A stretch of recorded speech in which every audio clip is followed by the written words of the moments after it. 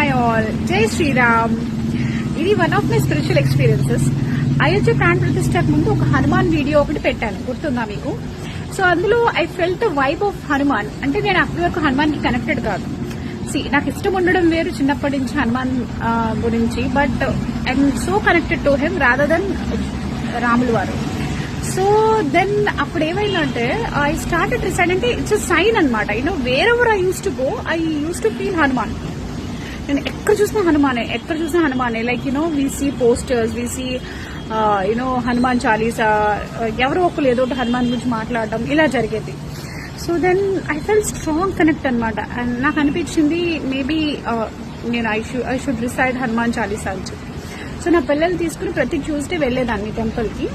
వెళ్ళి హనుమాన్ చాలీసా మేము ముగ్గురు చదివేవాళ్ళం.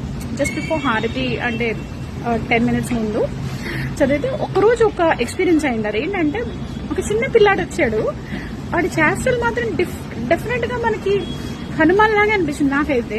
బికాజ్ మేము ముగ్గురునే చదువుతున్నాం అక్కడ హనుమాన్ చాలీసా. కూర్చుని హనుమాన్ చాలీసా అయ్యే వరకు ఇలాగే కూర్చున్నాడు. ఎంత ముద్దుగా వచ్చాడు అసలు. 7 years ఉంటాయి, 7-8 years. అలా తిరుగుతూ ఉన్నాడు. అయిపోయిన వెంటనే హారతి మొదలవుతూ ఉంటే అక్కడున్న అరటిపండు ఎవరి దగ్గర లాక్కుని వెళ్ళిపోయాడు. మళ్ళీ కనిపించలేదు. Weird experience and very